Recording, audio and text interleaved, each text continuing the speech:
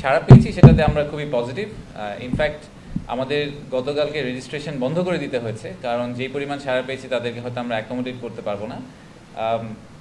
গতকাল পর্যন্ত আমরা প্রায় 50টা দেশ থেকে 550-র উপরে বিদেশি গেস্টদের রেজিস্ট্রেশন পেয়েছি। এছাড়াও বাংলাদেশে প্রায় 2000-এর উপরে রেজিস্ট্রেশন হয়েছে। তো আমরা অবভিয়াসলি বিদেশিদেরকে একটু প্রায়োরিটি দিব যখন তাদেরকে আমরা অ্যাকোমোডেট করার চেষ্টা করব, যেহেতু ওনারা দেশের বাইরে থেকে আসছেন। বেশ কিছু স্পেশাল গেস্ট আসছেন আমাদের, যারা অনেক বড় বড় অর্গানাইজেশনের সিইও বা প্রেসিডেন্ট পদে আছেন। এক্সাম্পল হিসেবে আমি কয়েকটা নাম বলি, যেরকম জারা যে কোম্পানিটা আছে ইন্ডিটেক্সের, যে একটা বড় কাপড়ের ব্র্যান্ড, তাদের যে গ্রুপ সিইও অস্কার মার্কট উনি আসছেন।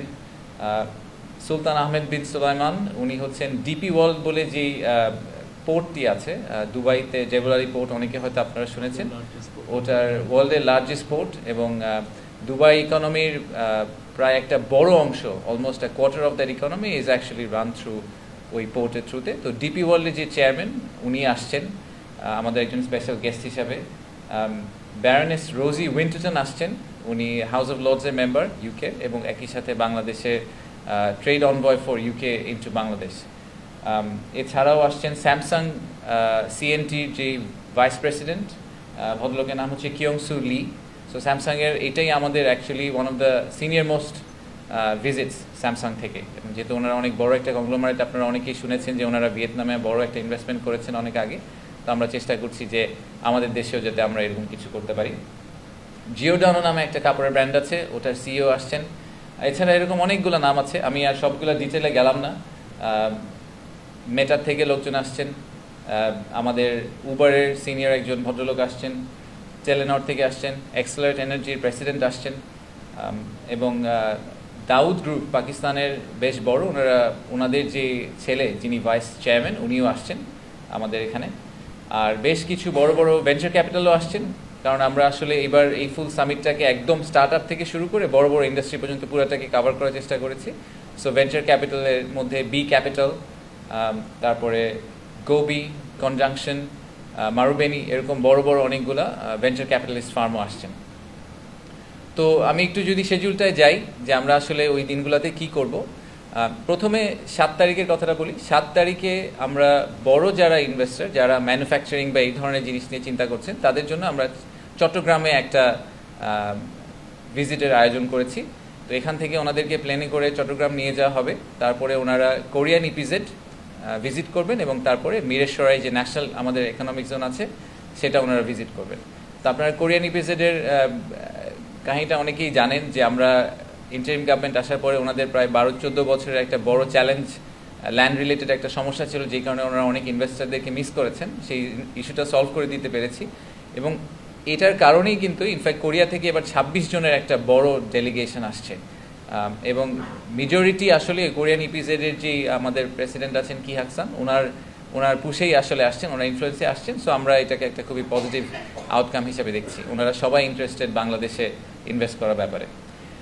7 তারিখে প্যারালি ঢাকায় স্টার্ট আপ কানেক্ট নামে একটা প্রোগ্রাম হবে ইন্টারকন্টিনেন্টাল হোটেলে। সো স্টার্ট আপদের জন্য একদম পিওরলি ফোকাস করে ভিসিদেরকে টার্গেট করে একটা সারাদিনের প্রোগ্রাম হবে ইন্টারকন্টিনেন্টাল হোটেলে। ভিসি বলতে আমরা ভেঞ্চার ক্যাপিটালিস্ট বুঝাই, যারা স্পেসিফিক্যালি ইনভেস্টার, যারা স্টার্ট আপ কমিউনিটিতে খালি ইনভেস্ট করতে ইন্টারেস্টেড। 8 তারিখে আমরা এই ইনভেস্টার গ্রুপদেরকে নিয়ে যাব হচ্ছে কি জাপানিজ ইকোনমিক জোনে, 2500-এ নারায়ণগঞ্জে আমাদের পাশে যে ইকোনমিক জোনটা আছেন ওখানে নিয়ে যাব। ওনারা সারাদিন ওখানে ভিজিট করবেন, ওখানে কয়েকটা ইন্ডাস্ট্রি ভিজিট করবেন, দেখবেন যে কীভাবে আমরা ইকোনমিক জোনগুলোকে ডেভেলপ করেছি, এবং ওনারা যদি বাংলাদেশে এসে একটা সেট আপ করতে চান তাহলে একদম প্লাগ অ্যান্ড প্লে যে অপশনটা আমরা ওনাদেরকে দিতে চাই, এটার একটা বেস্ট এক্সাম্পল হচ্ছে Japanese economic zone. So Japanese economic জোনটাকে ওনাদের আমরা ঘুরিয়ে দেখাবো। তো এটার ক্ষেত্রে হয়তো জাপানিজরাই আমাদেরকে আসলে ফ্রন্ট করবে, এবং ওনারাই পুরো জিনিসটাতে হোস্ট হিসাবে কাজ করবেন। 8 তারিখ বিকালটা আমরা ফ্রি রেখেছি বিভিন্ন ট্রেড অ্যাসোসিয়েশন যাতে ম্যাচ মেকিং কিছু ইভেন্ট করতে পারেন, তাদের নিজেদের হোস্টিংয়ে কিছু অনুষ্ঠান করতে পারেন। সো 8 তারিখ বিকালটা একটু লাইট। তারপরে 9 তারিখে হচ্ছে আমাদের মেইন ইভেন্ট।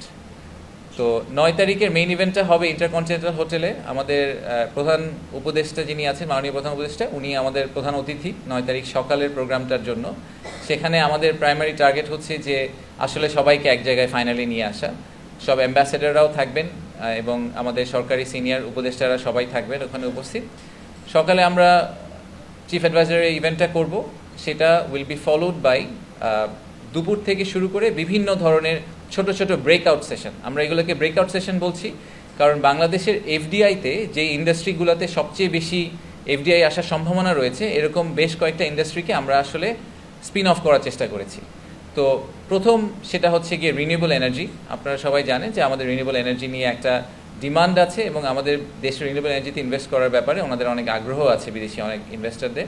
তো প্রথম দিন দুপুরে রিনিউয়েবল এনার্জি নিয়ে ইউরোপিয়ান ইউনিয়ন আসলে তাদের হোস্টিংয়ে একটা বড় ইভেন্ট অর্গানাইজ করবে। তো এই ব্রেকআউটগুলোকে সবগুলোর ক্ষেত্রে আপনারা দেখবেন যে আমরা একজন হোস্ট তৈরি করে দিয়েছি বিডা এবং বেজার বাইরে। আমরা আসলে পার্টনারশিপে পুরো ইভেন্টটাকে রান করার চেষ্টা করছি, যেখানে প্রাইভেট সেক্টর আমাদের সাথে ইকুয়ালি ইনভলভড এবং অন্যান্য দেশের এম্বাসিগুলো আমাদের সাথে ইকুয়ালি ইনভলভড। সো রিনিউয়েবল এনার্জিটা ড্রাইভ করবে হচ্ছে ইউরোপিয়ান ইউনিয়ন। এই ব্রেকআউট সেশনগুলো স্ট্রাকচার এরকম হবে রাফলি, সেটা হচ্ছে যে প্রথমে একটা প্যানেলের মতো থাকবে, সেই প্যানেলে হয়তো ওই এনার্জি ইন্ডাস্ট্রির এক্সপার্ট যারা তারা কথা বলবেন, আমাদের মাননীয় উপদেষ্টা যিনি আছেন জ্বালানি উপদেষ্টা উনিও থাকবেন ওখানে। আর তারপরে আমরা একটা ম্যাচ মেকিং ইভেন্টের মতো করব। আসলে আমাদের এবারের একটা বড় ডিফারেন্স আগের সব ধরনের ইভেন্ট থেকে হচ্ছে যে আমরা আসলে বড় বড় সেমিনার এবং বক্তৃতাগুলো থেকে দূরে গিয়ে দ্বিপাক্ষিক মিটিংয়ের দিকে আসলে ফোকাস করেছি অনেক বেশি। তো বেশ কিছু ম্যাচ মেকিং ইভেন্ট থাকবে যেখানে আসলে এক একজন ইনভেস্টর এবং ইনভেস্টি তারা 1-to-1 কথা বলতে পারবেন। আবার যারা ইনভেস্টর আসছেন তারা আমাদের সরকারি বিভিন্ন সংস্থার সাথেও 1-to-1 মিটিং সেট করতে পারবেন। তো 9 এবং 10 তারিখে ইন্টারকন্টিনেন্টালের দোতলায় আমরা ইনফ্যাক্ট বেশ কয়েকটা রুম আলাদা করে দিয়েছি। একটা রুম দেওয়া হয়েছে ফর এক্সাম্পল এনবিআরকে, একটা রুম দেওয়া হয়েছে বাংলাদেশ বড় পলিটিক্যাল পার্টি আছে তাদেরকেও কিছু রুম দেওয়া হয়েছে। আইডিয়া হচ্ছে যে ইনভেস্টাররা যদি জানতে চান বাংলাদেশের সামগ্রিক বিনিয়োগের যে অবস্থা সেটা সম্বন্ধে তারা জানতে চান, পলিসি কন্টিনিউইটি সম্বন্ধে জানতে চান, ট্যাক্স রিলেটেড ইস্যু সম্বন্ধে জানতে চান, পলিটিক্যাল স্টেবিলিটি নিয়ে জানতে চান, এই যে কোনো ধরনের কনভারসেশন যদি তারা করতে চান তাহলে ওনারা এই বিভিন্ন রুমে গিয়ে অ্যাপয়েন্টমেন্ট সেট করে আধা ঘন্টার স্লটে তাদের সাথে বাইল্যাটারাল মিটিং করে ওই ব্যাপারে জানতে পারবেন। সো ওনাদেরকে আমরা একটা ফুল 360 ডিগ্রি ভিউ আসলে দেওয়ার চেষ্টা করব। আমরা আরও কয়েকটা ব্রেকআউট করব, digital economy, garments and textiles, agriculture and agro processing আর হেলথ কেয়ার। এই চারটা হচ্ছে গিয়ে রিনিউয়েবল এনার্জির পাশাপাশি আমাদের 5টা সেক্টর, যেই 5টা সেক্টরে আমরা মনে করছি যে সবচেয়ে বেশি আমাদের জন্য এফডিআই এর জন্য রেডি সেক্টর এবং যেখানে আমরা ইনভেস্টমেন্ট এক্সপেক্ট করছি। এর বাইরে ছোট ছোট কিছু আমরা আশা করছি যে ভালো ভালো আউটকাম হবে। ফর এক্সাম্পল বেশ কিছু এমওইউ এবং ইনভেস্টমেন্ট কনফার্মেশনের প্ল্যান আছে, আমি সেগুলো সব এখানে রিভিল করতে চাই না, যেগুলো আপনারা হয়তো সামিটের সময় জানতে পারবেন। একটা ছোট্ট এমওইউ কর্নার আছে যেখানে অনেকগুলো এমওইউ সাইন হবে এবং বেশ কিছু এগ্রিমেন্ট সাইন করার আমাদের প্ল্যান আছে সামনের বিনিয়োগকে মাথায় রেখে। ইনভেস্টমেন্ট প্রমোশনকে মার্কেট করে বা ওনাদেরকে অ্যাসোসিয়েট করে তাদের থেকেও অনেক বেশ সিনিয়র ডেলিগেশন আসছেন, কারণ ওগুলো নিয়েও আমরা একটু ফোকাস করতে চাই। লাস্ট একটা ছোট্ট পয়েন্ট বলি, সেটা হচ্ছে যে বাংলাদেশের আমরা তো সব বিনিয়োগ এবং ব্যবসা রিলেটেড কথাবার্তা বললাম, কিন্তু আসলে বাংলাদেশি ইনভেস্টর যারা আসবেন তাদেরকে সবচেয়ে যেই পার্টটা আমি মনে করি সবচেয়ে ভালো করে আমাদের জানাতে হবে সেটা হচ্ছে বাংলাদেশের পিপল অ্যান্ড কালচার। এই দুইটা জায়গা আমরা অনেক সময় মিস করে যাই, কিন্তু যখন আসলে কেউ ইনভেস্টমেন্ট ডিসিশন নেয় তারা একটা বড় ডিসিশনের একটা বড় ফ্যাক্টর কিন্তু হয় যে সেই দেশে তার এমপ্লয়িরা গিয়ে আসলে ফিটিং করতে পারবে কিনা, সেই দেশের কালচার কীরকম, সেই দেশের মানুষ কতটুকু ওয়ার্ম। তো 9 তারিখ রাতে আমরা আসলে একটা ইমার্সিভ এক্সপিরিয়েন্স দেওয়ার চেষ্টা করব আমাদের ইনভেস্টরদেরকে। আমরা মিনিস্ট্রি অফ কালচারাল অ্যাফেয়ার্সের সাথে একসাথে কাজ করছি, মিউজিক, ফটোগ্রাফি, ফ্যাশন, এই সব কিছুকে মিলিয়ে আমরা একটা এক্সক্লুসিভ ইভেন্ট করার চেষ্টা করছি, যেখানে আমরা তাদেরকে একটা জার্নির ভিতর দিয়ে নিয়ে যাব যে বাংলাদেশের রুরাল টু আরবান যে পপুলেশন তাদের যে কালচারাল মুভমেন্ট এবং আমাদের যে এভলিউশন হয়েছে কালচারাল সেটাকে ওনাদেরকে এক্সপিরিয়েন্স করানোর জন্য। যে আমাদের টার্গেট হচ্ছে স্টার্লিং করার পিছনে অনেকগুলো কারণ আছে, তার মধ্যে একটা বড় কারণ হচ্ছে যে ইন্টারনেট আউটেজ আমাদের লাস্ট এবার হয়েছে সেটাকে আমরা হতে দিতে চাই না বাংলাদেশে। ইনফ্যাক্ট আমি গত 2 সপ্তাহ আগে যখন লন্ডনে গিয়েছিলাম, ওখানকার যারা রিটেলার আছেন যারা বাংলাদেশ থেকে অনেক গার্মেন্টস অ্যান্ড টেক্সটাইলস অর্ডার করেন, তাদের একটা ছোট্ট জায়গায় ওনারা খুবই আসলে একটা চিন্তার মধ্যে পড়ে গিয়েছিলেন যখন 1 সপ্তাহের জন্য বাংলাদেশ হঠাৎ ম্যাপ থেকে ভ্যানিশ হয়ে গিয়েছিল, সো ইন্টারনেট যখন চলে গিয়েছিল। সো এইটা we can't let that happen. But এটার পাশাপাশি আমি পার্সোনালি ফিল করি যে ফ্রিল্যান্সিংয়ের পয়েন্ট অফ ভিউ থেকে এবং আমাদের রুরাল লেভেলে ইকোনমিকে যদি আমরা গ্যালভানাইজ করতে চাই তাহলে ওই সব জায়গায় যখন আমরা ইন্টারনেট কানেক্টিভিটি দিতে পারবো সেক্ষেত্রে হয়তো Starlink will be very helpful. তো এটা নিয়ে আমরা অনেকগুলো সংস্থাই একসাথে স্টারলিংকের সাথে কাজ করছি, আপনারা জানেন। তো আমরা ডেমো ডে হিসাবে 9 তারিখে আমরা স্টারলিংককে ইউজ করব। সো ইনভেস্টমেন্ট সামিটের যে প্ল্যানারি ইভেন্ট, মেইন ইভেন্ট যেটা হবে ইনঅগ্রেশন সেরেমনি, সেটা উইল বি এয়ারড লাইভ ফেসবুক, সব ধরনের সোশ্যাল মিডিয়াতে আমরা এটা লাইভ এয়ার করব। এবং বাট ইনঅগ্রেশন সেরেমনির ওই প্রেমিসটা ইন্টারকন্টিনেন্টাল হোটেল 9 তারিখে will be powered by Starlink. So যারা ওখানে যাবেন এবং যে প্রোগ্রামটাকে এয়ার করা হবে পুরাটাই আমরা স্টারলিংক দিয়ে আসলে এয়ার করার চেষ্টা করব। সেটা আমাদের ফার্স্ট টেস্ট কেস বা ডেমো ডে হবে। দেশ নিয়ে দেশের বাইরে থেকে গুগল করলে যেই ভিউটা পাওয়া যায় সেই ভিউটা আসলে not necessarily the right and balanced view.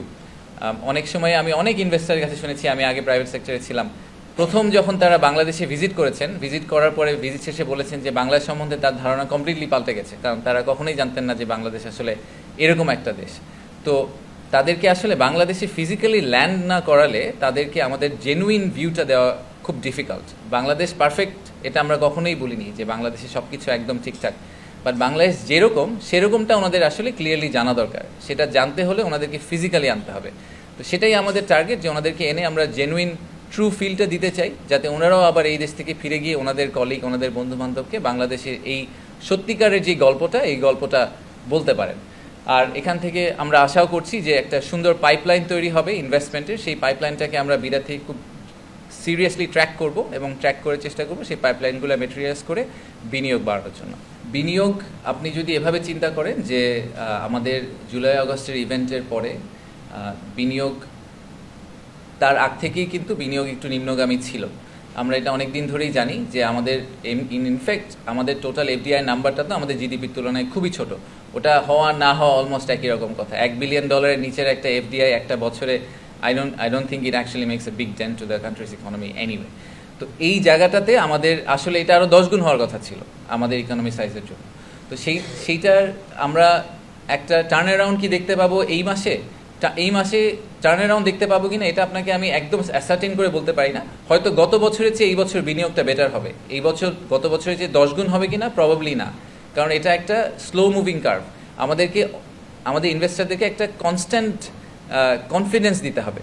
Overnight তো ইনভেস্টমেন্ট ডিসিশন নেন না, তারা একটা সময় ধরে ডিউ ডিলিজেন্স করে ইনভেস্টমেন্ট ডিসিশনটা নেন। তো ওনারা যদি এখন থেকে ডিউ ডিলিজেন্স করা শুরু করেন, আমরা আসলে যেটা করতে চাচ্ছি এই সামিটের থ্রুতে, যে আমরা একটু জেনুইন লিড জেনারেট করতে চাচ্ছি, যে যাদেরকে আমরা বলবো যে দেখেন আমরা এই জুলাই আগস্টের পর থেকে ইনভেস্টমেন্ট ক্লাইমেটকে ইমপ্রুভ করার জন্য এবং একটা লেভেল প্লেইং ফিল্ড তৈরি করার জন্য আমাদের বিদেশি ইনভেস্টরদের এই চেঞ্জ আমরা এনেছি, এই রিফর্ম আমরা করছি। এবং সেই কারণে আমরা মনে করছি যে বাংলাদেশ একটা বিনিয়োগ গন্তব্য হিসাবে আগের চেয়ে অনেক বেটার একটা ডেস্টিনেশন। সো আপনারা এখন বাংলাদেশকে সিরিয়াসলি একটা কম্পিটিটিভ ডেস্টিনেশন হিসেবে কনসিডার করতে পারেন রিলেটিভ টু আপনাদের অন্যান্য দেশ যেগুলো আগে আপনারা দেখছেন। আপনার ওয়ান স্টপ সার্ভিসের পয়েন্টটা খুবই ভ্যালিড। আমরা এটা নিয়ে আপনি জানেন যে আমরা কাজ করছি। যেরকম আমরা অনেকগুলো আইপিএকে মার্জ করার ডিসিশন নিয়েছি, যাতে বাই ডিফল্ট আপনাকে যদি আপনি জমি খুঁজলে যদি আপনাকে একবার বেজায় যেতে হয়, একবার হাইটেক পার্কে যেতে হয়, একবার বেবসায় যেতে হয়, there already is a problem. So এই তিনটা অর্গানাইজেশন সেপারেট থাকার যেরকম কোনো দরকার নেই। এরকম আমরা বলছি যে অনেকগুলো ইনভেস্টমেন্ট প্রমোশন এজেন্সিকে আমরা একটা এজেন্সি করবো, যাতে ওনারা একটা জায়গায় আসতে পারেন। আমরা একটা রিলেশনশিপ ম্যানেজমেন্ট মডেলের কথা বলেছি আপনাদেরকে। আমাদের যে head of business development Nahiyan বসে আছে, ওর অ্যাকচুয়ালি কাজই হচ্ছে এটা, যে একটা রিলেশনশিপ ম্যানেজমেন্ট টিম তৈরি করা, যারা বেসিক্যালি হাই ভ্যালু কাস্টমার যারা আছেন ওনাদেরকে একদম হাতে ধরে, ঠিক ব্যাংকে যেরকম জিনিসটা কাজ করে, কর্পোরেট ব্যাংকাররা যেভাবে রিলেশনশিপ ম্যানেজ করেন, ভিতরে ডিপার্টমেন্টগুলোতে ঘুরিয়ে নিয়ে আসেন, সেটা করবেন। আর ফাইনালি আরেকটা ডিসিশন খুব রিসেন্টলি হয়েছে, যে যেগুলা হাই টাচ পয়েন্ট মিনিস্ট্রি, যেসব মিনিস্ট্রিতে আমাদের বিনিয়োগকারীদের প্রায়ই যেতে হয়, সেই মিনিস্ট্রিগুলার একদম একটু সিনিয়র লেভেলের কিছু কর্মকর্তাকে আমরা বিডার অফিসে আসলে পোস্টেড করে দিচ্ছি, কোলোকেট করে দিচ্ছি, যাতে ওনারা একটা লোকেশনে এসেই একই সাথে Ministry of Environment, Bangladesh Bank, NBR, BIDA, BEZA সবার সাথে একটা অফিসে বসেই অ্যাপয়েন্টমেন্ট করে দেখা করে চলে যেতে পারেন। সো এনাদেরকে এই কোলোকেট করার প্রসেসটা চলছে, এটা নিয়ে কাজ চলছে। সো আগামী 3 থেকে 6 মাসে আপনারা এই মেটেরিয়াল চেঞ্জগুলো দেখতে পাবেন। সেটার মধ্য দিয়ে আশা করছি যে আসলে জেনুইন ট্রুলি যে ওয়ান স্টপ সার্ভিসের কথা আমরা সবসময় ইনভেস্টরদেরকে বলি, সেটা আমরা প্রোভাইড করতে পারবো। একই পরিমাণ জমিতে এখন অনেক বেশি প্রোডাক্টিভিটি করা সম্ভব, এবং এখন অ্যাগ্রোভোল্টিক বা বিভিন্ন ধরনের অল্টারনেটিভ টেকনোলজি এসেছে, যেখানে আপনি আসলে নিচে এগ্রিকালচার করতে পারবেন, উপরে এবার রিনিউয়েবল এনার্জি করতে পারবেন। আর রিনিউয়েবল এনার্জির ডিমান্ডটা কিন্তু খুবই সলিড। হ্যাঁ, আমরা হ্যাঁ আমাদের জমি স্বল্পতা আছে, এটা আমি কমপ্লিটলি এগ্রি করি, বাট তার মধ্যেও যতটুকু আছে তার মধ্যে আরও অনেক কিছু করা সম্ভব। আমরা এখন যেখানে আছি সেখান থেকে এখন আমাদের total renewable energy to power generation is less than 5%। এই নাম্বার দিয়ে আসলে আমাদের নেক্সট লেভেল ইন্ডাস্ট্রিয়ালাইজেশন সম্ভব না। কেন সম্ভব না আমি আপনাদেরকে বলি। আমি যখন ইউকেতে গিয়েছিলাম তখন এই প্রশ্নটা এসেছে, আমাকে অনেক বায়ার জিজ্ঞেস করেছেন যে আচ্ছা তোমাদের রিনিউয়েবল এনার্জির পার্সেন্টেজটা কীরকম, কারণ 2030 সাল থেকে ইউরোপে একটা পাসপোর্ট সিস্টেম তৈরি হবে, প্রত্যেকটা কাপড়ের একটা কোডিং থাকবে, সেই কোডিংয়ে বলা থাকবে যে এই কাপড় কতটুকু সাস্টেনেবল এনার্জির উপর বেস করে করা হয়েছে। তো বাই ডিফল্ট আমাদের কম্পিটিটিভ এজটা রাখার জন্য বাংলাদেশকে একটা এক্সপোর্ট ডেস্টিনেশন হিসেবে, এক্সপোর্ট মার্কেট হিসেবে প্রুভ করার জন্য আমাদেরকে আসলে রিনিউয়েবল এনার্জি সাপ্লাই দিতে হবে। দিতে না পারলে আমাদের গার্মেন্টস ব্যবসায়ীরা আসলে ইভেনচুয়ালি সেল করতে পারবেন না। এটা হচ্ছে নাম্বার 1। নাম্বার 2 হচ্ছে যে প্রচুর অব্যবহৃত জমি আছে। আমি আপনার সাথে এগ্রি করি যে জমিগুলো এক্সপেন্সিভ। আমি এটাও মনে করি যে সব কিছুর একটা স্কেলিংয়ের একটা ফেজ থাকে। আপনারা জানেন যে মিরেশরাইতে আমাদের অরিজিনাল মাস্টার প্ল্যানে 33,000 একর ছিল, আমরা সেটাকে এমনিতেই কেটে কমিয়ে দিচ্ছি কারণ আমরা বনাঞ্চলগুলো রক্ষা করতে চাই। আমরা এখনও যতটুকু জমি পেয়েছি 16,000 একরের মতো, এটাও আসলে ইন্ডাস্ট্রিয়ালাইজ করতে অনেক সময় লাগবে। সবগুলা ইপিজেড যোগ করে এখন কিন্তু মাত্র 2,500 একর জমি। এতগুলো ইপিজেডে কিন্তু প্রচুর ফ্যাক্টরি এবং প্রচুর প্রোডাকশন হয়। সো আমাদের কিন্তু 16,000 একরের ইন্ডাস্ট্রিয়ালাইজেশন আই ডোন্ট থিঙ্ক এটা একটা রিয়েল আইডিয়া নেক্সট 5 থেকে 10 বছরে। আর 10 বছরে একটা solar farm can produce a lot of electricity. So আমরা ওই 10 বছর সোলার ফার্ম প্রডিউস করে আবার আমরা ওটাকে ইন্ডাস্ট্রিয়ালাইজেশন কনভার্ট করে ফেলতে পারি। সো আমি জেনারেলি মনে করি আই থিঙ্ক আমাদের এখনও অনেক ইমপ্রুভমেন্টের সুযোগ আছে। বাংলাদেশের এখন যে অবস্থা, সামগ্রিক অবস্থা, এই সত্যিকার অবস্থাটাই ওনাদেরকে বোঝানো। আমি আবারও বলছি, আপনারা যদি কেউ ইউরোপ আমেরিকাতে বসে বা ইনফ্যাক্ট দেশের বাইরে যে কোনো জায়গা থেকে বাংলাদেশ নিয়ে জানার চেষ্টা করেন, একটা ডেস্কটপ রিসার্চ করেন, সেই ডেস্কটপ রিসার্চে আপনি যে আউটকামটা পাবেন সেই আউটকামটা আর অ্যাকচুয়াল বাংলাদেশের গ্রাউন্ড রিয়ালিটির মধ্যে অনেক পার্থক্য আছে।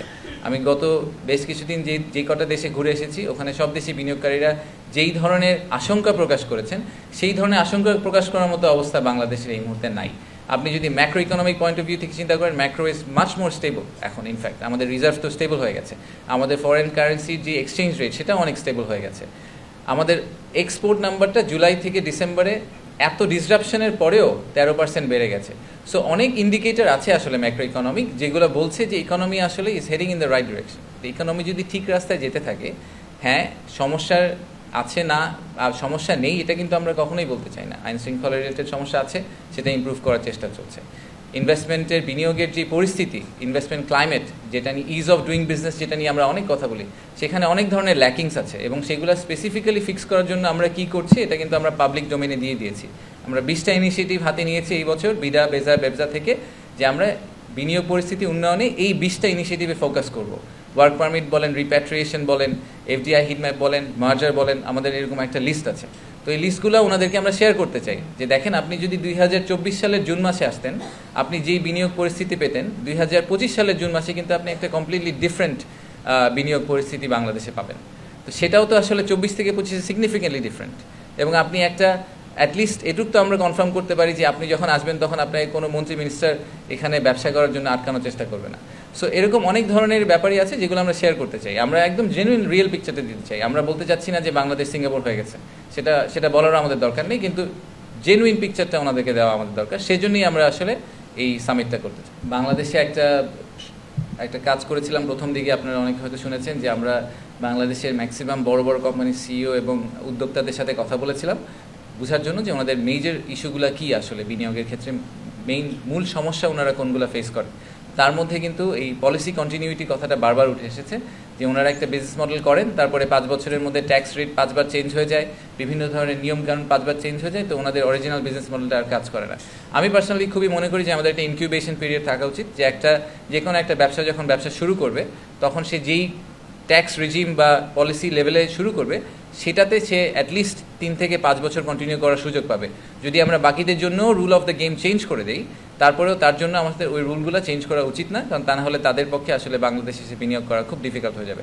সো এটা নিয়ে আমরা এনবিআর এর সাথে খুব ক্লোজলি কাজ করছি। আমরা চেষ্টা করছি যে আমরা একটা ফ্রেমওয়ার্ক দাঁড় করানোর জন্য, যাতে শুধু আমাদের সময় না বাট ভবিষ্যতে যে পলিটিক্যাল গভর্নমেন্টগুলো আসবে তারাও যাতে সেই ফ্রেমওয়ার্কের ভিতরে থেকে পলিসি কন্টিনিউটিটাকে এনশিওর করার চেষ্টা করে। আমি নিলাম positive suggestion, good suggestion. So আমরা সবগুলো নিয়ে একটু চিন্তা করব, আমরা এগুলোকে ইনকর্পোরেট করার চেষ্টা করব। ইনফ্যাক্ট আমরা এবার খুব হেভিলি, মানে আপনারা তো আমাদের সাথে আছেনই, সো আমি আপনাদেরকে নিয়ে less worried, but social media আসলে এখন বাংলাদেশে অনেকটাই ওপিনিয়ন ড্রাইভ করে। তো আমরা এবার সোশ্যাল মিডিয়া রিলেটেড খুব সিরিয়াসলি সোশ্যাল মিডিয়া ক্যাম্পেইন নিয়ে কাজ করছি। আপনারা আগামী 2-4 দিনের মধ্যে হঠাৎ করে দেখা শুরু করবেন যে সোশ্যাল মিডিয়াগুলোতে ইনভেস্টমেন্ট সামিট নিয়ে প্রচুর অ্যাক্টিভিটি শুরু হয়ে যাবে।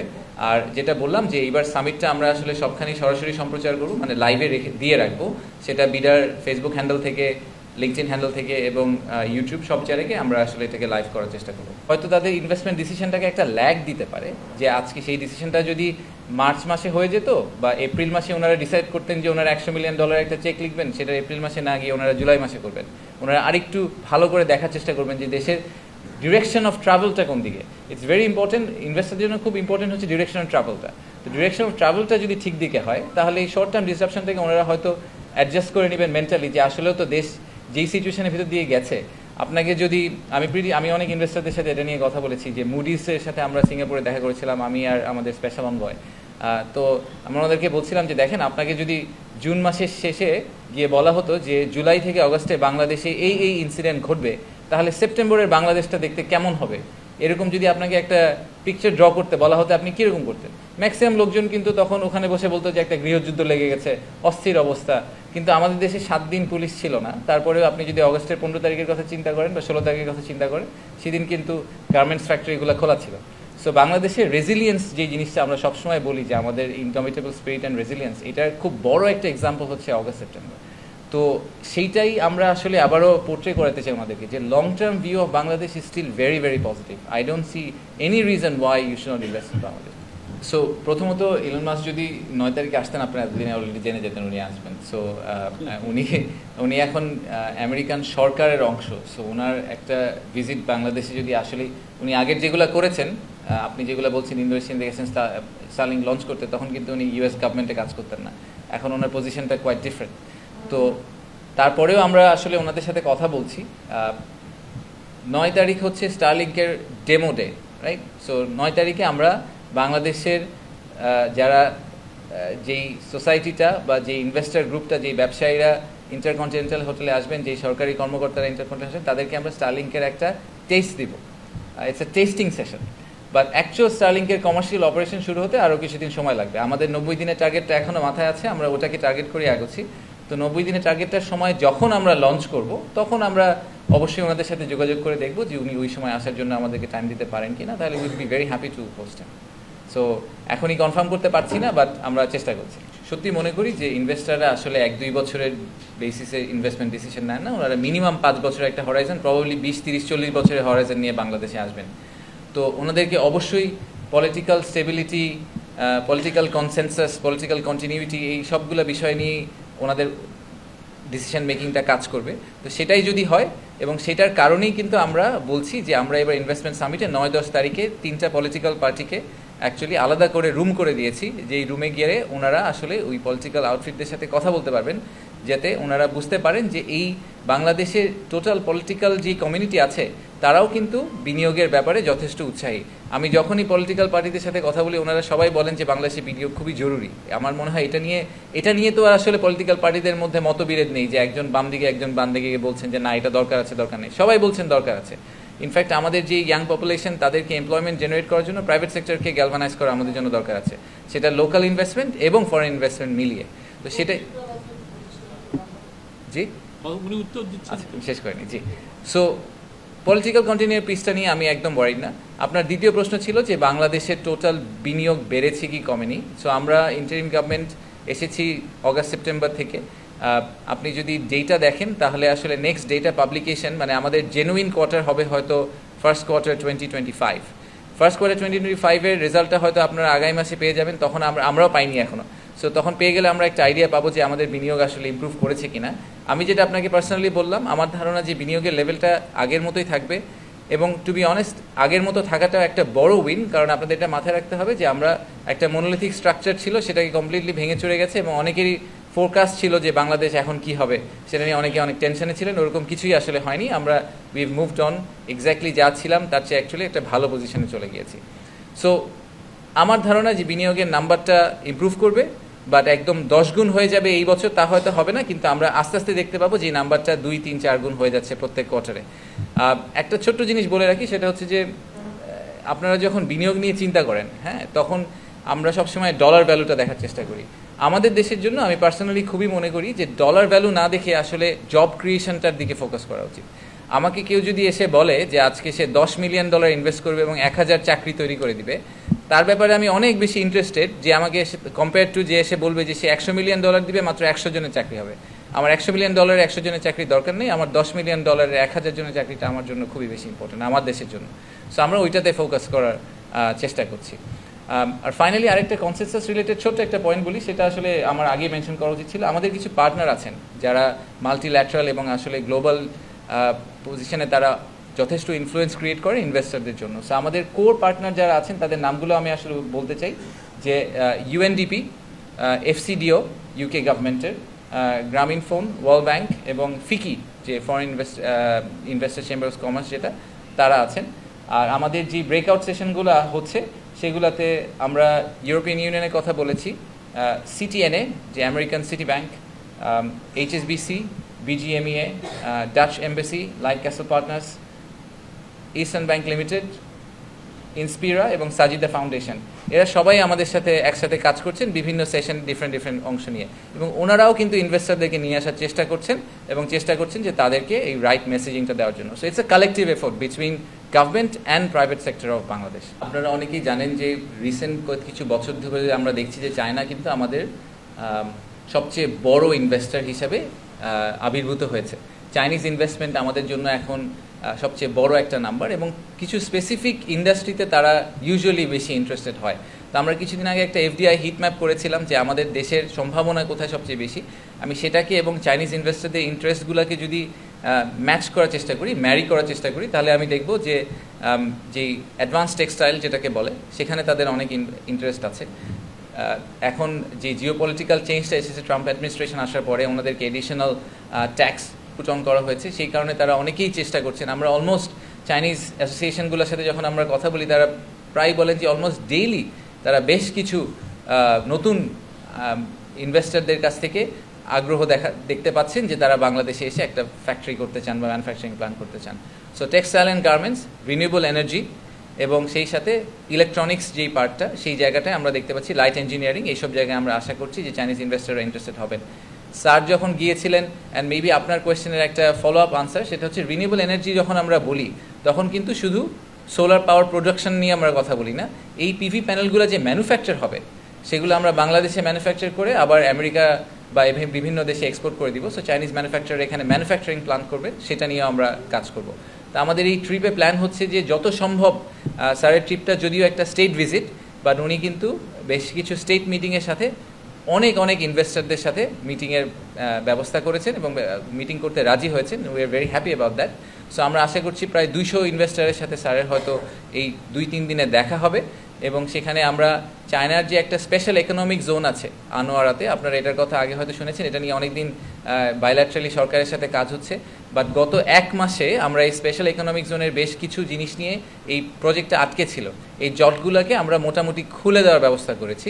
সো এই স্পেশাল ইকোনমিক জোনের একটা এগ্রিমেন্ট সাইনিং এবং হয়তো সেটার একটা ঘোষণা আমরা সামনের কয়েক মাসের মধ্যেই দেখতে পাবো। সো একটা সিগনিফিক্যান্ট প্রগ্রেস হয়েছে, এবং ওই স্পেশাল ইকোনমিক জোনে আসার জন্য অলরেডি কিন্তু বেশ কিছু ইনভেস্টর লাইন আপ করে ওয়েট করছিলেন। তো এই স্পেশাল ইকোনমিক জোনের কনস্ট্রাকশন যখন আমরা শুরু করতে পারবো, আমরা আশা করছি যে ফর্মাল বেশ কিছু অ্যানাউন্সমেন্ট আমরা চাইনিজ ইনভেস্টরদের কাছে দেখতে পাবো। সো আমি পুরো ট্রিপ নিয়ে খুবই আশাবাদী। আমাদের যদি কোনো একটা দেশে ইনভেস্টমেন্টের জন্য যাওয়ার দরকার হয়ে থাকে, সেটা আমি বলবো যে primary source of investment would definitely be China, প্রথম দেশ হিসাবে। সো আমি খুবই অ্যাকচুয়ালি আশাবাদী যে এই ট্রিপ থেকে আমরা অনেক চাইনিজ ইনভেস্টরদেরকে বাংলাদেশের ব্যাপারে আরও আগ্রহী করতে পারবো।